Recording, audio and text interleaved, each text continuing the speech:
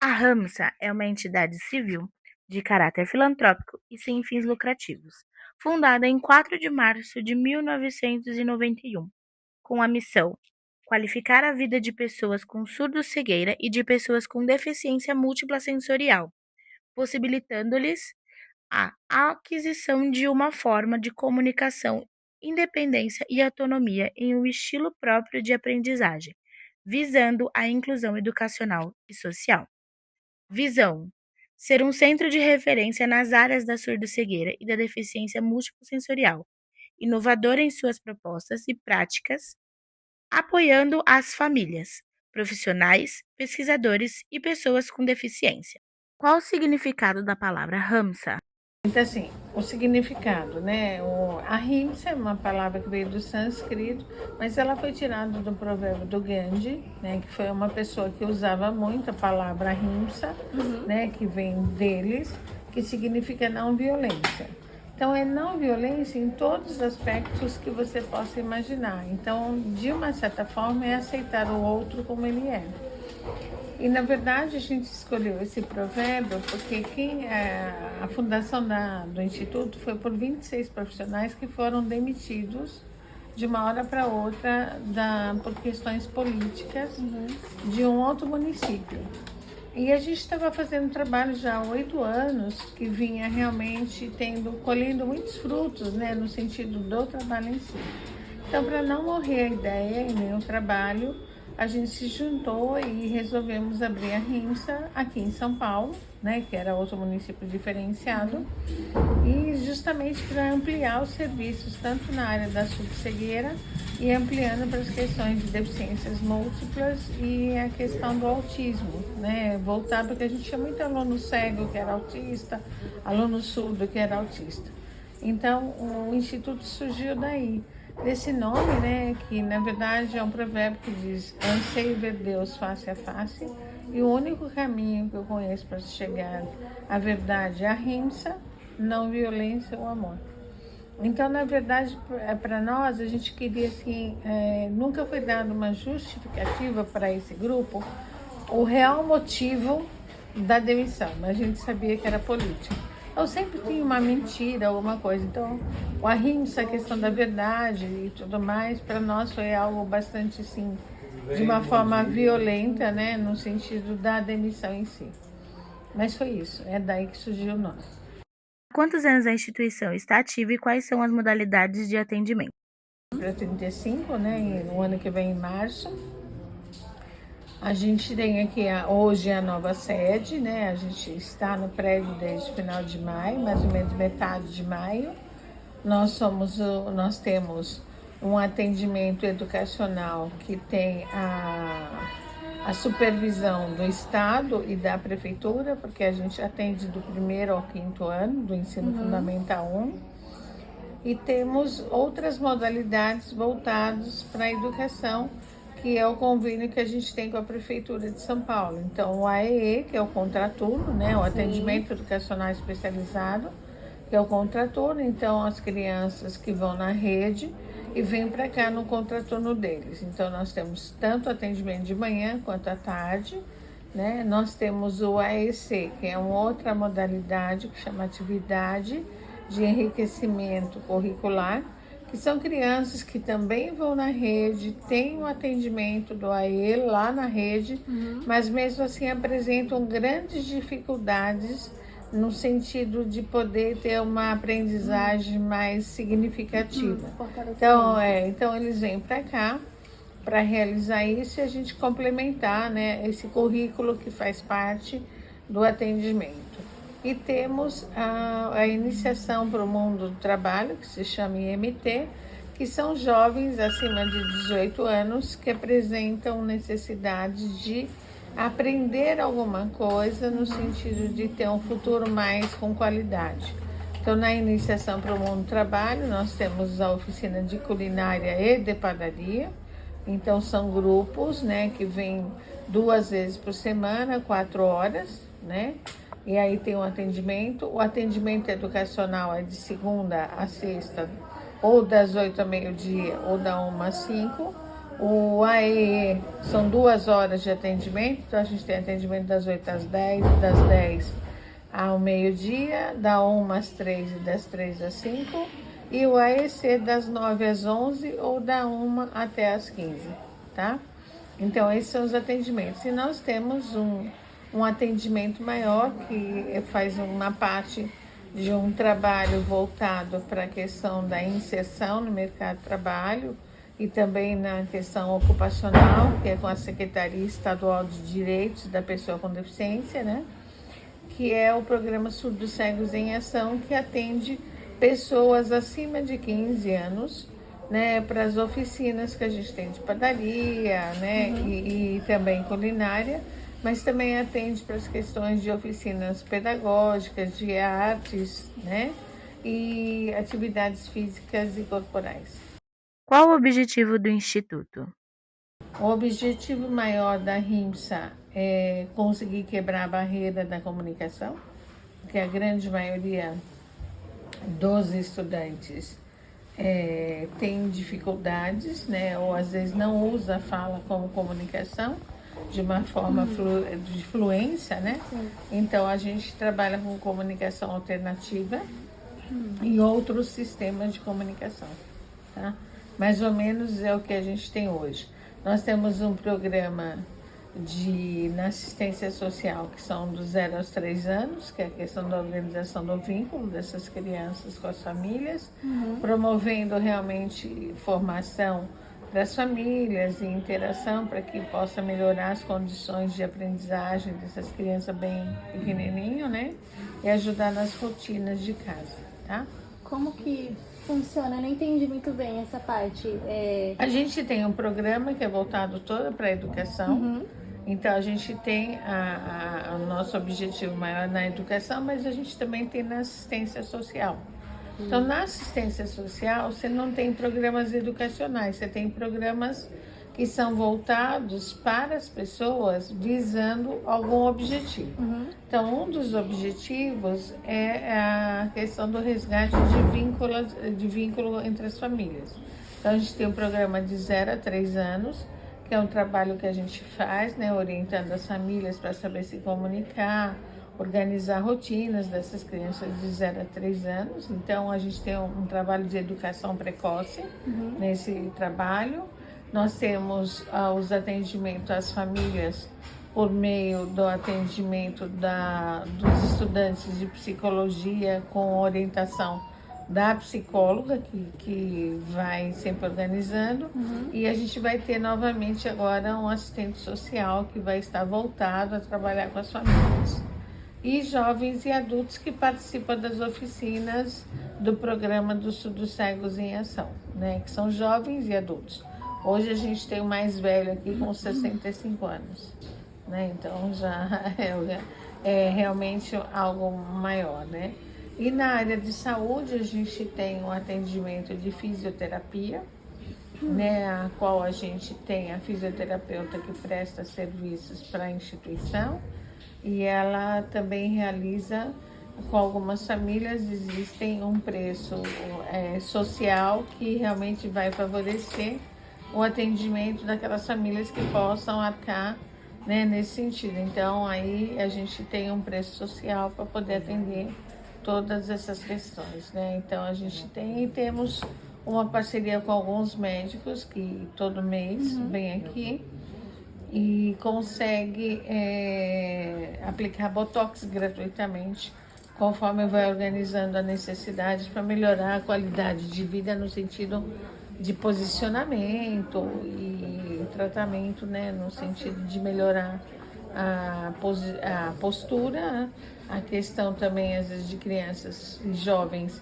que têm dificuldades de muita baba, né, então melhorar todas essas questões, tá? Foi uma dúvida que a gente ficou quando que a gente viu no mural. Que a gente viu ali notícia, estavam os doutores que aplicam botox. Aí a ideia que a gente tem de botox é algo estético. Não, mas o botox ele é usado na questão de qualidade de vida e diminuição de dor e posicionamento quem tem contraturas. Então a gente tem muitos jovens que assim, A gente tem, né, a fisioterapia, quando se aprende na universidade, você faz tudo para poder melhorar o quadro, pensando numa pessoa que tem dificuldade motora e que possa vir andar, essas coisas. Quando as crianças não respondem a isso, nessa questão de esses estímulos, e não vão andar, praticamente eles são descartados no tipo de atendimento. Só que isso vai piorando postura, né, trazendo contraturas maiores, dores. Então, na verdade, o Botox vai aliviar nesse sentido, melhorar essas condições, né, da criança ter mais condições de favorecer. Então, o Botox pode ser usado de duas formas, né? Tanto para as questões estéticas, mas também para as questões de postura. E principalmente com as pessoas que têm muito arranjo os dentes, né, que a gente chama de bruxismo, que quase comendo os dentes, e muito excesso de saliva. Então, se aplicando, se diminui. Então, eu tenho crianças que hoje quase já não babam mais tanto quanto babavam. Então, você imagina uma pessoa com mais de 20 anos usando babador, essas coisas todas, né? Então, eles são profissionais que atuam com isso. E um atendimento de Botox não é barato, né? Não. Então, esteticamente é caro. E é caro também para tratamento de qualidade de vida. Quais são os profissionais que atendem aqui? A gente tem aqui profissional que é especializado em educação inclusiva, ou especializado em TEA, ou em ABA, ou em outras questões que são necessárias, né? Então, a gente tem a nossa coordenadora que está à tarde, né, que ficou 1 ano nos Estados Unidos para fazer toda a especialização na área da surdo-cegueira e deficiência múltipla, né? A gente sempre teve suporte e apoio também dos Estados Unidos e da Inglaterra para a formação dos nossos profissionais. Nossa, né? que legal. Muitos profissionais já saíram, mas levaram isso na bagagem, hoje trabalham em outros lugares, né, nesse sentido. Mas também temos esses apoios aqui. Né? Então, acho que é isso. Nós realizamos também formação continuada. Então, nós damos curso para formar guias e intérpretes, instrutores mediadores, e isso apoiando a questão de inclusão. A gente dá assessoria técnica para as escolas, né, no sentido de poder ajudar no que é melhor dentro desse trabalho. Né? A gente trabalha em parceria com a Unifesp, que é a Universidade de Medicina, mas para os departamentos de retina, né, para avaliação e apoio às pessoas que têm uma síndrome que chama Usher, né, que é a síndrome que traz a perda de visão e audição, trazendo a surdo-cegueira. E trabalhamos com o departamento de baixa visão, principalmente com as crianças que têm deficiência visual de origem cortical. Então, algo que acontece muito com crianças que têm epilepsia ou alguma lesão neurológica, né, que possa acontecer da pessoa, às vezes, não ter o problema nos olhos. Pode ter e pode não ter. Né? Então, na verdade, quem enxerga é nosso cérebro. Né? A nossa retina, que faz parte da visão, ela capta a imagem, mas quem faz toda a interpretação é o cérebro. E quando uma pessoa tem um cérebro com alguma lesão neurológica, ela pode ter uma distorção e não ter a informação adequada. Então, na verdade, ela vai ter uma deficiência de acessibilidade. Né? Então, ela não vai conseguir acessar a informação correta para poder dizer o que você está enxergando é isso, isso e isso. Então, a gente vai fazer um trabalho no sentido de poder promover a visão mais adequada dessas pessoas. Como que funciona a contratação dos profissionais que trabalham aqui? É o Estado que manda? Ou A gente faz a seleção, Uhum. tá? Então, a gente tem um número de alunos, um número de alunos profissionais do Estado, da Prefeitura e da CEPED, né? Então, na verdade, a gente seleciona, né? A gente vê o currículo, mas também conversa com a pessoa. E a gente também treina, né? Porque às vezes a pessoa entra aqui e não sabe, mas ela aprende. Então, eu acho que muito conta com essas pessoas que têm dinamismo, que têm vontade de poder estar aqui. Então, a gente tem isso, né, na formação. Como funciona a síndrome de Usher? Essa síndrome de Usher, ela existe 3 tipos.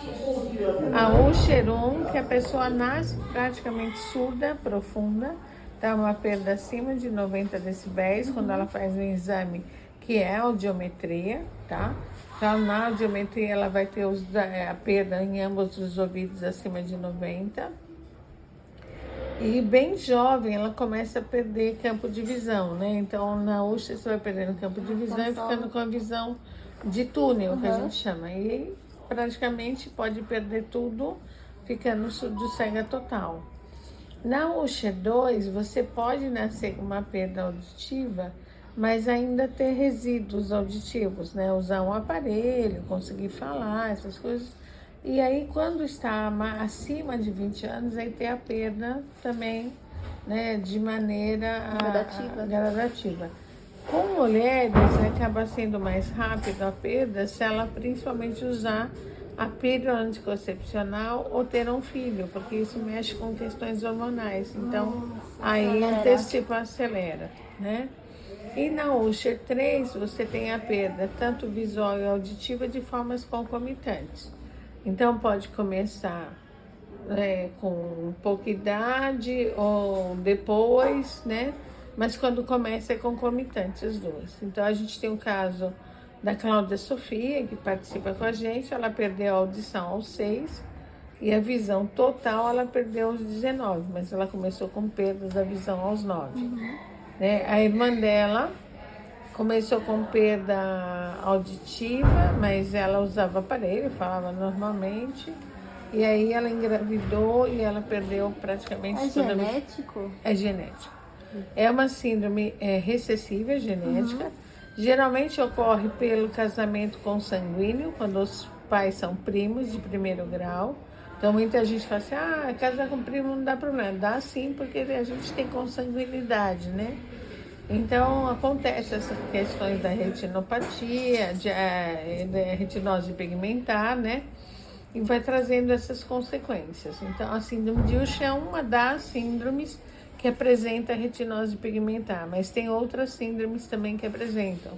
Então, tem uma síndrome que chama Bardet-Biedl. Como funciona a vida de quem tem síndrome de Usher?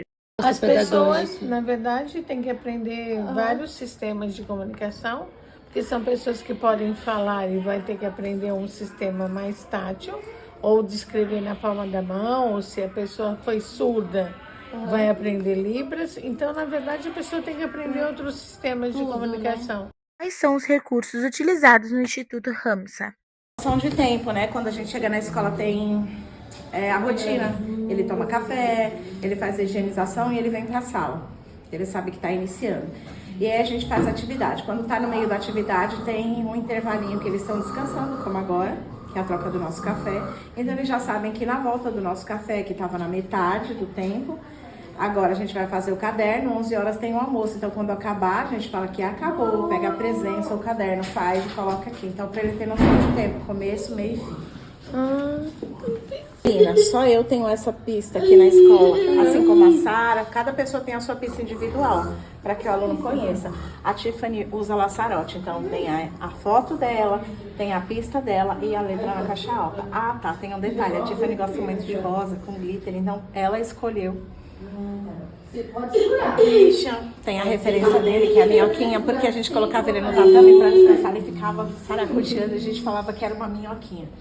E aqui é o calendário das atividades, né? Ó. Hoje é segunda-feira, a gente está trabalhando no jornal da escola, que vocês vão ver aí no mural. Então tem a pista, o triângulo representação, que é o que a gente vai fazer. Então hoje a gente está trabalhando no jornal com a professora Marina.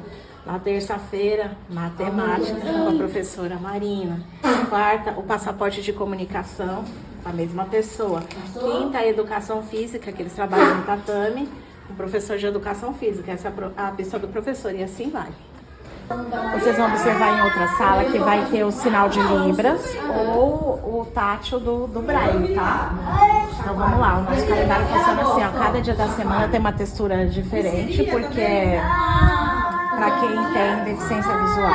E aí em outros lugares vai ter a fotinha com a pessoa fazendo o sinal de Libra dia da semana, segunda, terça. E assim, ó, o diamante. O diamante da semana, ele é com EVA com glitter. Essa cor. O diamante do mês, ele é prata. E aí nós estamos em setembro. O que tem em setembro? Primavera. Então a pista do mês de setembro vai em outubro, mês que vem. É o diamante dessa mesma cor prateada com uma bolinha, porque é o mês da criança. E aí os dias da semana tem um relevo, né, pro pessoal que tem a deficiência visual. Então ele tem toda uma referência, tanto pro pessoal que tem problema visual, pro pessoal que enxerga, como eu falei do braille, pro pessoal que não enxerga. Então ele é todo adaptado. Então cada dia da semana é uma textura diferente, o diamante também é diferente, o mês também, a pista. Que é a presença. Como que a gente faz a presença? A Tiffany é aquela aluna que tá ali, ela gosta muito de usar laçarote no cabelo. Então, assim, eu tenho a minha pista também, que eu não coloquei agora, gente. Pera aí, eu fui tomar café e eu tirei. Só um pouquinho que eu vou mostrar. Vocês vão ver isso. Então, isso foi trabalhar conceitos. Dentro, fora. Então, sempre usa bolinha parecida com barulhinho, tá? Aqui é artes, pincel, quarta-feira. Aqui é o livro acessível. Quando vocês vierem mais com o tempo eu mostro. Vocês vão gostar do livro acessível, né? E em casa é a chave. Que eles vão Tá? Já não tem, ó, tá vendo? Então, tá, esse é o calendário mesmo. Esse tá faltando, tá em construção, né? Então eles fazem somente. E quem enxerga já pareia também as cores, né, ó.